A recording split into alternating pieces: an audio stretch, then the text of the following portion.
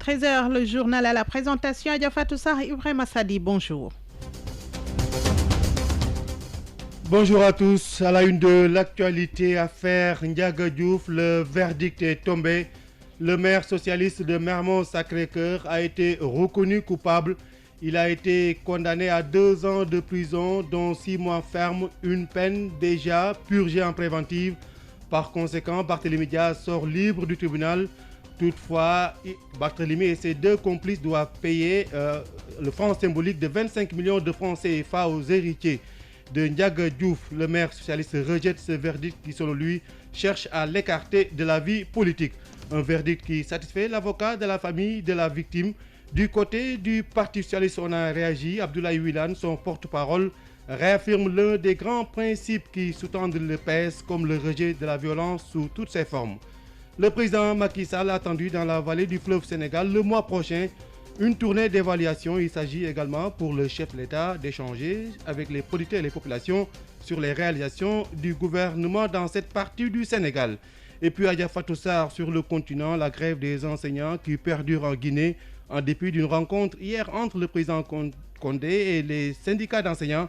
Et au Mali, le bilan des affrontements intercommunautaires au centre du pays revu à la hausse de 7. Il est passé à 20 morts selon les autorités. Dans la deuxième tranche, nous aurons les sports avec Tandakha Ndiaye, la revue de presse avec Arona Diouf. Tout de suite, le développement. Radio Sénégal, l'info en toute responsabilité.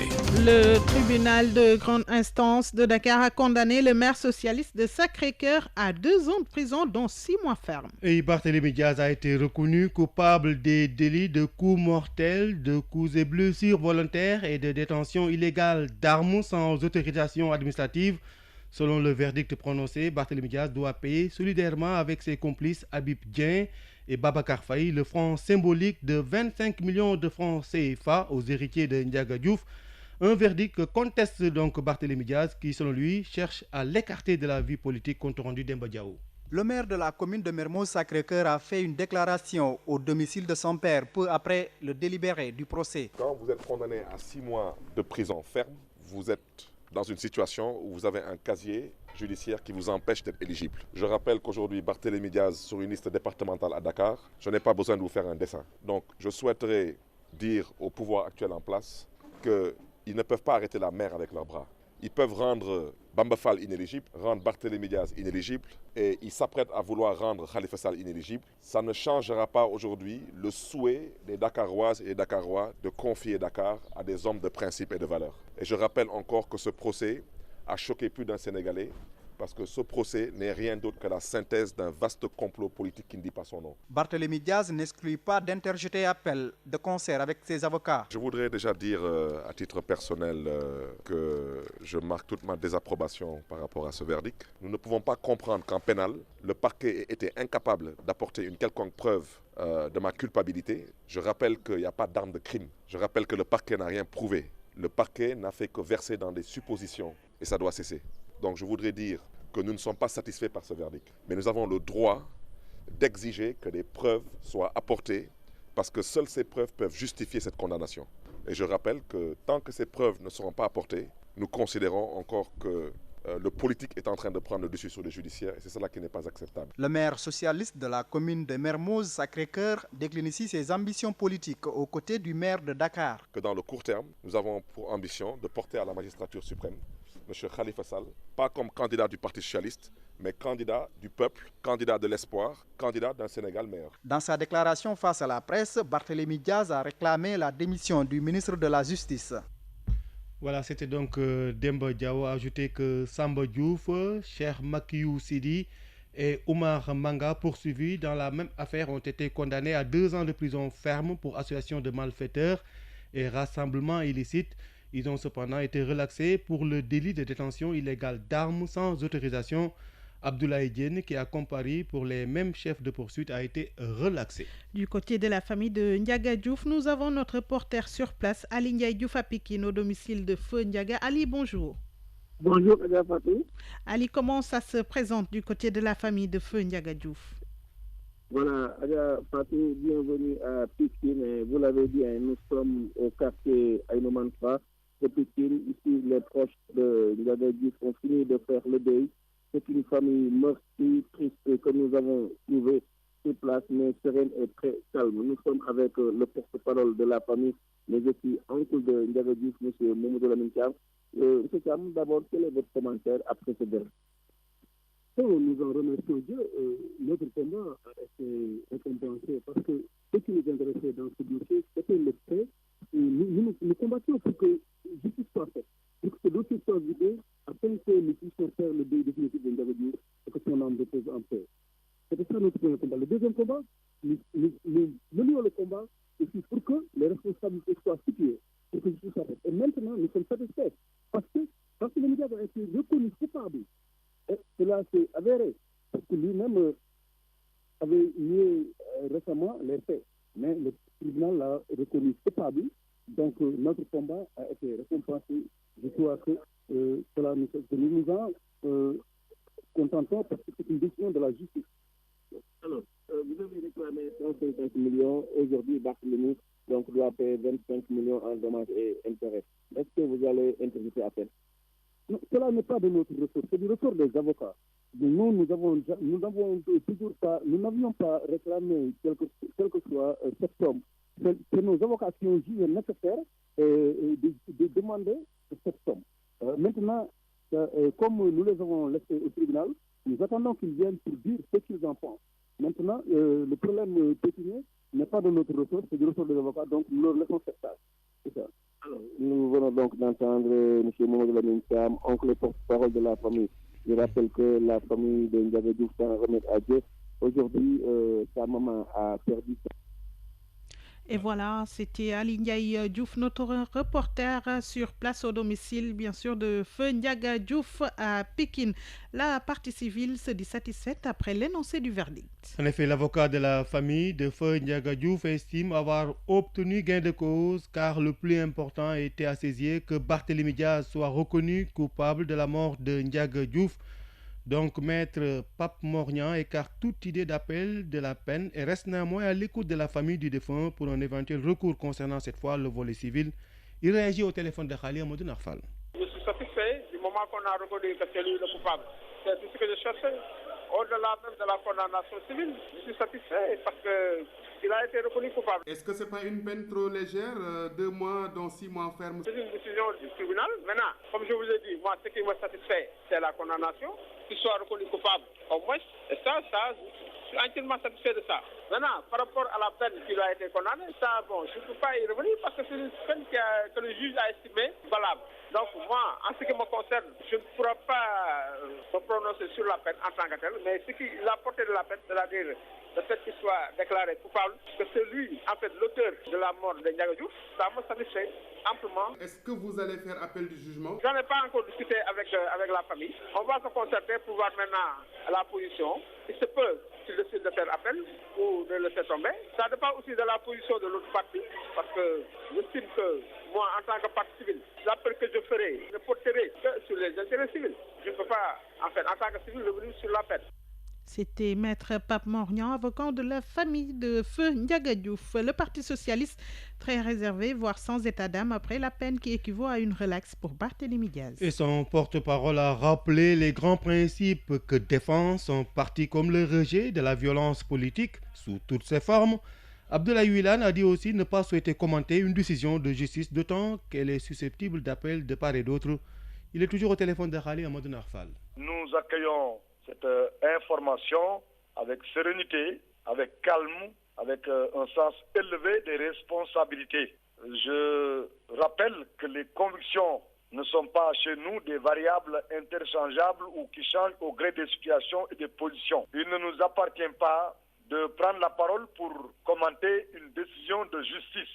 Surtout que puisqu'il s'agit d'un procès, les voies et procédures ne sont pas totalement épuisées. Je veux dire au nom du Parti socialiste, plus jamais ça. Ce qui s'est passé jusqu'à ce qu'il y ait eu le procès autour de la mort consacré à un besoin d'élucidation de ce qui s'est passé et ayant entraîné la mort de Ndiaga Diouf ne doit plus se reproduire au Sénégal. Nous devons éviter, extirper définitivement du champ politique la violence. Vous faites allusion peut-être à l'affaire du 5 mars au Parti socialiste avec des violences qui ont mené d'autres militants socialistes au niveau de la justice. Lorsqu'une affaire est pendante entre les mains de la justice, le comportement républicain recommande qu'on laisse la justice sereinement faire son travail. Simplement, je rappelle que nous voulons qu'il n'y ait plus jamais cela. Est-ce que pour l'instant, quand même, le Parti socialiste se félicite qu'un de ses responsables ait retrouvé la liberté ou pas? Il ne s'agit pas d'être content ou pas. Nul n'est content quand quelqu'un va en prison. Tout comme nul n'est content qu'un Sénégalais soit tué. Il s'agit plutôt pour nous de faire la promotion de l'état de droit de manière pédagogique, de faire confiance à nos institutions, mais le plus important, c'est de faire en sorte que le champ politique soit assaini et qu'il n'y ait plus jamais au Sénégal ce qui s'est passé à la mairie de Sicap Sacré-Cœur-Mermoz et a entraîné la mort de Ndiaga Diouf. À l'instant, Abdoulaye Wilane, porte-parole du Parti socialiste. 13h passées de 9 minutes, vous suivez les informations sur Radio Sénégal.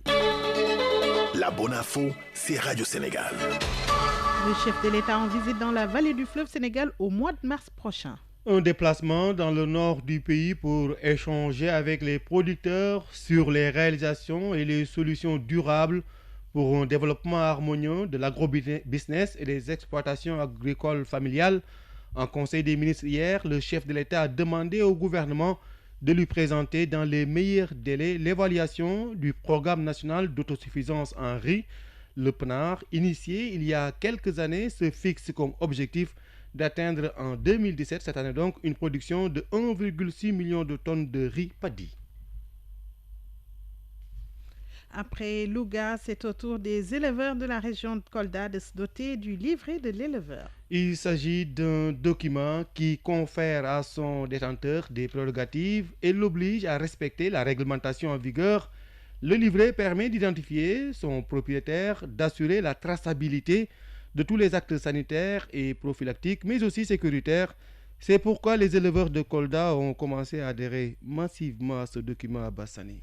L'élaboration de ces livrets est le résultat d'un diagnostic fait par les acteurs eux-mêmes. Le livret est donc un document essentiel pour la valorisation de la filière élevage. Ismaël Sow, président du Conseil national de la Maison des éleveurs du Sénégal. Il est important actuellement que les éleveurs organisent, mais aussi valorisent leur métier. Et deuxièmement aussi, il y a beaucoup d'éleveurs qui n'ont pas identifié auprès de leur organisation, parce qu'au niveau des maisons des éleveurs, on a un grand programme au niveau national que nous devrons faire pour notre pays. Le livret de l'éleveur est cédé à 5 000 francs CFA, voilà pour 5 ans. Il comporte plusieurs volets, la vaccination du bétail, le suivi sanitaire, la production et l'exploitation, l'assurance agricole, entre autres. Toutes ces informations concourent à donner plus de crédit aux éleveurs vis-à-vis des partenaires financiers. Ismaël Sow. Le livret aussi, c'est validé par les services de l'élevage parce que c'est des gens compétents. Ça peut faciliter les prêts à la banque aussi parce que les banquiers doivent connaître ce qui se passe et aussi, s'ils donnent des prêts, ils savent ce que tu fais. À Kolda, les adhésions ont déjà connu une avancée significative. La région pourrait ainsi rentabiliser ces filières porteuses, mais qui peinent à émerger. À Bassane, Kolda, RTS. Ziguinchor, cri du cœur des jeunes de la région. Et ces jeunes dénoncent les lenteurs constatées dans les décaissements relatifs aux projets qui leur sont destinés. Les responsables des structures de financement les exhortent à la patience et annoncent pour bientôt d'autres financements. Younous Diédhiou. Pour le Conseil régional de la jeunesse de Ziguinchor, les grandes annonces de financement de projets de jeunes ont laissé la place au doute et au scepticisme pour son président. Plusieurs vagues de jeunes ont été capacités et des projets bancables déposés. Seulement les financements tardent depuis des années à tomber dans l'escarcelle des jeunes demandeurs d'emploi. Mamadou Talibé Diallo. Nous constatons qu'il n'y a pas pour l'instant un décaissement par rapport aux projets des jeunes. Les jeunes ont déposé. Si vous allez dans les tiroirs de l'ANPEJ et du PAPEJ, vous trouverez plus de 2000 de dossiers des jeunes. Chaque fois, on nous demande des formations complémentaires par rapport à la gestion de ces deniers. Pour le coordinateur local du PAPEJ, les lenteurs liées au décaissement sont de la responsabilité de l'institution financière. Seulement, Cheikh Tidiane Kandji estime qu'une première vague a été financée et les choses peuvent se décanter d'ici le mois de mars. Dans le courant du mois de mars, les choses vont se décanter. Faire le focus sur le financement est important, mais aussi dire ce qui est en train de se faire en termes de renforcement de capacité, en termes de construction de fermes agricoles, aquacoles est aussi important que le financement. Du côté de l'ANPEJ, plus de 500 dossiers sont déjà montés et attendent d'être financés. C'est pourquoi Youssouf Sidibé, son chef d'antenne dans la zone sud, appelle les jeunes à la patience. Les projets sont en cours. Je suis d'accord qu'il y a des lenteurs, mais le président de la République a exceptionnellement mis à la disposition de l'ANPEJ 3 milliards pour faire une procédure d'urgence pour financer les jeunes. Nous sommes à peu près à presque 500 projets pour les 3 régions. Des projets que nous avons ficelés, que nous avons montés. Tout récemment, 1,5 milliard a été financé à Dakar. Donc les autres régions vont suivre. Pour les responsables de structures de financement, le doute des jeunes demandeurs d'emploi est certes légitime, mais il constitue à leur avis une mince couche d'obscurité dans un ciel qui ne tardera pas à éclaircir l'horizon à ces milliers de jeunes en quête d'emploi ou d'auto-emploi dans la région de Ziguinchor. Ziguinchor, Younous Diédhiou pour Radio Sénégal. Et nous restons à Ziguinchor, 21 millions de francs CFA partis en fumée. En fait, c'est la valeur de 12 tonnes de produits illicites et impropres à la consommation incinérés hier au sud du pays. Des boissons, du matériel roulant et des aliments périmés, ce sont là l'essentiel des produits qui ont été détruits par les autorités. Mariama Pende Diallo. Il s'agit de boissons alcoolisées, des vélos saisis, des produits alimentaires périmés, mais également des médicaments de la rue. Le tout estimé à 21 millions de francs CFA. Ces 12 tonnes de produits impropres à la consommation ont été incinérées à Tobor en présence des autorités administratives et civiles. Une manière d'alerter les consommateurs et de mettre en garde les commerçants. Al-Hassan Sall, gouverneur de Ziguinchor. C'est une alerte d'abord aux commerçants concernés, mais également un appel du pied aux consommateurs de dénoncer de jour comme de nuit ces pratiques malsaines qui vont à l'encontre des objectifs de l'État. Pour arriver à ce résultat, le service régional du commerce de Ziguinchor a mené un combat acharné contre les commerçants et trafiquants véreux. Mokhtar Samb, chef de service régional du commerce de Ziguinchor. Il y a la brigade régionale qui sillonne toute la région régulièrement, pratiquement. Chaque jour, nous effectuons des sorties au niveau des marchés du détail pour enlever les produits qui sont impropres à la consommation. Il y a également la brigade mixte d'intervention régionale composée des forces de sécurité, du commerce, de l'élevage, de la douane, des services d'hygiène. Cette brigade-là a mutualisé ses forces et a eu à apporter ces résultats que vous venez de voir. Une occasion pour le gouverneur de Ziguinchor de rappeler l'option de l'État du Sénégal qui consiste à protéger les populations par l'éradication du phénomène. Ziguinchor, Mariama Penda Diallo, Radio Sénégal. Et puis à Agadir au Maroc se poursuit le 4e salon de la pêche. Adjafatou, pour être plus précis, il s'agit du 4e salon de la pêche, de l'aquaculture et de la valorisation des produits de la mer, Alietis 2017.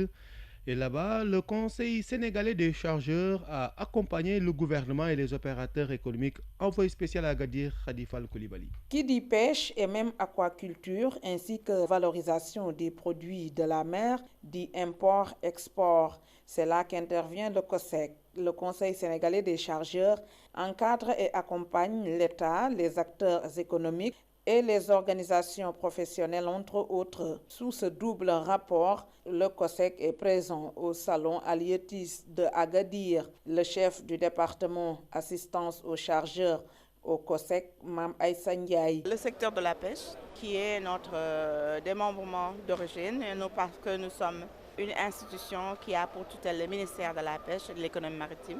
Nous sommes venus avec la délégation ministérielle et l'État du Sénégal pour assister au salon Alietis.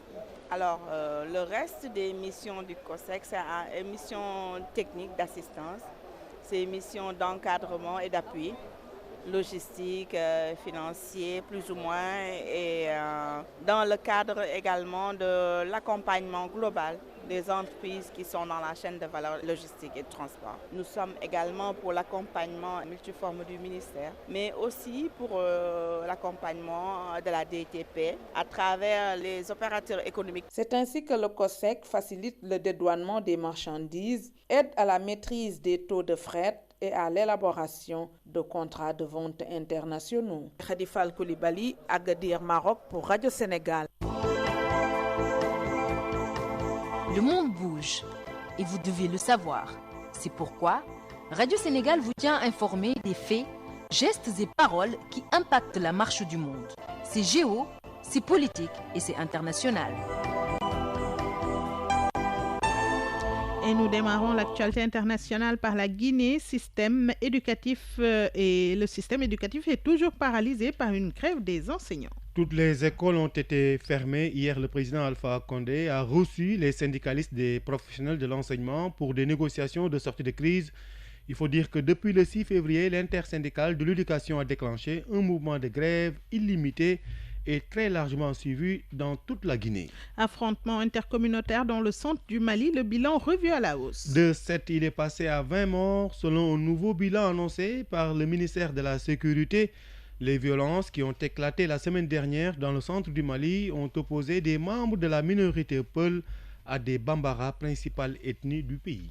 Le gouvernement du Burundi va boycotter les discussions de sortie de crise qui doivent s'ouvrir ce jeudi à Arusha en Tanzanie. Cette nouvelle session du dialogue inter-burundais organisée par le facilitateur régional et ancien président tanzanien Benjamin Mkapa vise à sortir le Burundi d'une crise déclenchée il y a près de 2 ans par la candidature controversée du président Pierre Nkurunziza à un 3e mandat. En Syrie, 24 civils perdent la vie dans des bombardements à Al-Bab, bastion du groupe État islamique dans le nord du pays. Selon l'Observatoire syrien des droits de l'homme, la responsabilité de ces bombardements meurtriers incombe aux forces turques qui assiègent partiellement la ville d'Al-Bab. L'armée turque a affirmé avoir tué 15 terroristes de Daesh en menant des frappes aériennes et des bombardements. Par ailleurs, dans un entretien accordé à des médias français, le président Bachar al-Assad a affirmé que Raqqa, bastion de l'État islamique, n'était pas une cible prioritaire pour Damas. Rencontre hier Donald Trump, Benjamin Netanyahou, rien de vraiment concret n'est sorti de cet état-tête. Si ce n'est une rupture dans la stratégie américaine au Proche-Orient, la solution à 2 États n'est pas la seule possible selon le président américain. Donald Trump a aussi appelé timidement à la retenue sur la colonisation, ce qui a fait réagir la présidence palestinienne. Cette dernière invite le chef du gouvernement israélien à répondre à l'appel de Donald Trump qui aussi, relève-t-elle, celui de l'ensemble de la communauté internationale. Ibrahim Assadi, c'est la fin de cette première partie du 13h. Un rappel des titres. D'abord, l'affaire Ndiaga Diouf, le verdict donc est tombé. Le maire socialiste de Mermoz-Sacré-Cœur, Barthélémy Diaz, a été reconnu coupable. Il a été condamné à 2 ans de prison, dont 6 mois ferme. Une peine déjà purgée en préventive. Par conséquent, il sort libre du tribunal. Toutefois, Barthélémy Diaz et ses 2 complices doivent payer solidairement le franc symbolique de 25 millions de francs CFA aux héritiers de Ndiaga Diouf. Le maire socialiste rejette ce verdict qui, selon lui, cherche à l'écarter de la vie politique. Un verdict qui satisfait l'avocat de la famille de la victime. Réaction également du côté du Parti socialiste. Abdoulaye Wilane, son porte-parole, réaffirme l'un des grands principes qui sous-tendent le PS comme le rejet de la violence sous toutes ses formes. Et puis le président Macky Sall a attendu dans la vallée du fleuve Sénégal le mois prochain une tournée d'évaluation. Il s'agit pour le chef de l'État d'échanger surtout avec les producteurs et les populations sur les réalisations du gouvernement. Et enfin sur le continent, la grève des enseignants qui perdure en Guinée. En dépit d'une rencontre hier entre le président Condé et les syndicats d'enseignants. Et puis au Mali, le bilan des affrontements intercommunautaires dans le centre du pays revu à la hausse. De 7, il est passé à au moins 20 morts. Merci Ibrahim Assadi. Je rappelle que dans la deuxième tranche, nous aurons la revue de presse avec Aaron Diouf.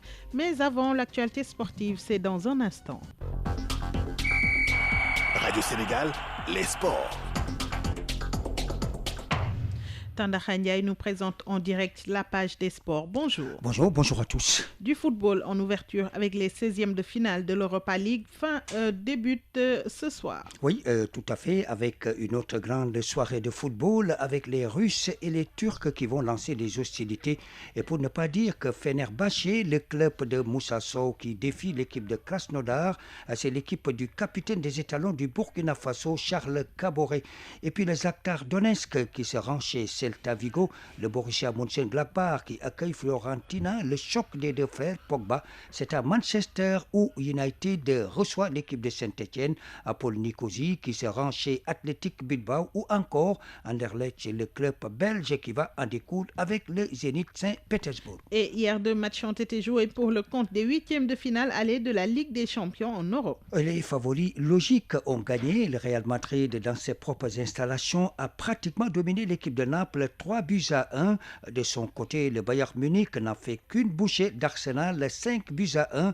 Et puis les derniers matchs vont se poursuivre mardi avec Manchester City, Monaco, Bayer Leverkusen, Atlético Madrid. Les derniers matchs vont opposer le FC Séville à Leicester et puis l'équipe de Porto sera face à la Juventus de Turin. Chez nous, nos clubs engagés en Coupe africaine sont à pied d'œuvre pour le week-end prochain à Dakar et Conakry. Oui, il s'agit de Niary Tally et de l'Union sportive goréenne. Ainsi donc, cet après-midi, les Camerounais de l'APJS sont attendus à Dakar et vont s'entraîner demain vendredi. Ce sera à 16h30 au stade Demba Diop. Niary Tally, elle, s'entraînera cet après-midi en ce qui concerne la Coupe de la Confédération. Pour le compte de la Coupe de la Ligue des Champions, l'US Gorée est déjà à Conakry où elle va justement disputer dimanche face à l'équipe de Orea la rencontre retour au match aller. Notons que l'équipe de Gorée avait concédé le nul blanc à Dakar et puis avec les U20 sénégalais qui jouent demain à 17h à Demba Diop, ce sera un match amical contre la Gambie. C'est pour préparer Zambie 2017 et dans une double confrontation, les Lionceaux avaient déjà gagné les deux rencontres face à l'équipe du Kenya 2-0 pour le premier match et 4-0 au deuxième match. Et le championnat du Sénégal qui reprend après la trêve la semaine prochaine. On commence par la Ligue 1 où la Douane qui reçoit l'équipe de Teungueth FC, ce sera à Demba Diop. À Mbour, le stade accueille l'équipe de Génération Foot. La Linière de Saint-Louis attend l'autre club mbourois. Il s'agit de MPC Union Sportive de Ouakam qui va à Aline Sitoé Diatta. C'est pour affronter le Casa Sport. Et puis Guédiawaye qui attend de pied ferme l'équipe de Djambar. C'est à l'équipe de Djambar de Sali. Tandakha Ndiaye, vous avez le programme de la Ligue 2. Oui, et comme la Ligue 1, les équipes vont jouer dimanche. Ce sera au stade municipal de Mboro où l'Etix qui va accueillir Africa Promo Foot. À Diourbel, la Sonacos est visitée par Dakar Sacré-Cœur. Pikine qui joue contre le Dakar Université Club à Alassane Djigo. Albourignay, c'est à Louga où Barguet de Kébémer va recevoir l'équipe de Kayor Foot. Et c'est au stade municipal à Ngor où l'Olympique va recevoir l'équipe de Diamono de Fatick. On prend la direction de Kaolack pour changer de discipline. Oui, et certainement cette discipline, vous ne la connaissez pas puisque le Nambodo, une discipline martiale présentée aux sportifs kaolackois, la direction technique nationale de cet art martial a organisé un stage de perfectionnement pour promouvoir cette discipline. Le Nambodo, méconnu des sportifs sénégalais pour la plupart, est aussi laissé à lui-même. Et la Jikan RTS Kaolack reportage. Radio Sénégal. Et voilà, Tandakha, l'élément n'est pas en place, nous y reviendrons. Et le basketball plus connu connaîtra ce soir les 4 équipes demi-finalistes de la Coupe Saint-Michel. Voilà une compétition réservée aux garçons de la Ligue de Dakar et à la lumière de ce qui se passera ce soir à Marius Ndiaye. Nous serons édifiés, mais retenez simplement qu'à 17h, le Sibac fera face à l'équipe de la Douane et à 18h30, le Satigué viendra rendre visite au Dakar Université Club. Les deux vainqueurs de ces deux confrontations rejoindront l'ASFA et l'US Ouakam. Ces deux entités ont respectivement battu hier l'équipe de Mermoz 63 à 43 et la Jeanne d'Arc 61 à 55. Merci Tandakha Ndiaye. Radio Sénégal, la revue de presse. Ce sera avec Arona Diouf. Le verdict est tombé. Barthélémy Diaz, condamné à 12 ans de prison, dont 6 mois ferme. Le maire de Mermoz Sacré-Cœur qui devra payer 25 millions de dommages et intérêts à la famille de Ndiaga Diouf, le maire socialiste de Mermoz Sacré-Cœur, libre pour avoir purgé 6 mois de détention préventive. Un verdict et plusieurs conséquences notées déjà. Le quotidien pour qui Barthélémy Diaz jouait sa survie politique à l'occasion de ce verdict de l'attaque de la mairie de Mermoz Sacré-Cœur. Oui, parce que déchu de son immunité parlementaire et de son poste de secrétaire élu à l'Assemblée nationale, Diaz fils, selon Walf Quotidien, verrait son avenir politique en rose s'il était innocenté, surtout avec les élections législatives de juillet prochain. Mais en revanche, écrit mon confrère Charles Gaïké-Diène, s'il était reconnu coupable, sa carrière politique y prendrait un sacré coup, une lourde condamnation situation donc qui serait de l'avis de Sucre Salé synonyme de liquidation politique dont il s'est toujours dit victime lors de ce procès. Le procureur donc qui avait rappelé Vox Populi requis 10 ans contre le socialiste Barthélémy Diaz qui a toujours de son côté présenté ce procès comme celui de l'intelligence des Sénégalais. En fin de compte donc le tribunal n'a pas suivi en tout cas le procureur dans ses réquisitions. Le journal LAS avec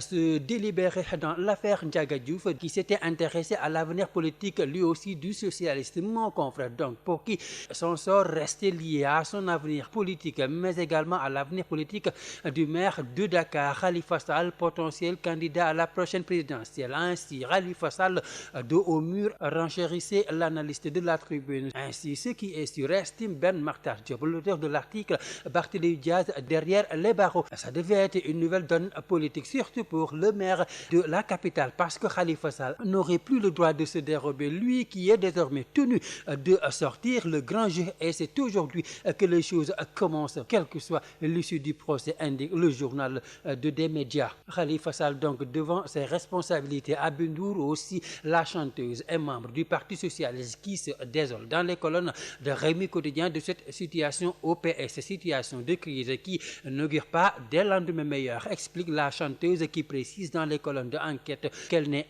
d'aucun camp. Et puis le chef de l'État qui appelle à l'amélioration de l'efficacité de notre système judiciaire, appel lancé en Conseil des ministres hier, appel repris par le Quotidien national qui rappelle les efforts importants consentis par le chef de l'État depuis son accession à la magistrature suprême. Des efforts, rappelle le communiqué, pour faire de la modernisation du service public de la justice un pilier stratégique de la consolidation de notre démocratie et des performances de notre économie. Ce qui fait dire à Sud Quotidien que la démission de Ibrahima Hamidou Dème du Conseil supérieur de la magistrature n'a pas laissé le président de la République indifférent. Macky Sall qui a engagé son gouvernement à améliorer donc l'efficacité du système judiciaire. Reste à savoir, Satan Sud, si les impairs notés ça et là dans le fonctionnement de la justice et en particulier le mode de désignation des magistrats au poste de responsabilité ainsi que la conduite de certains dossiers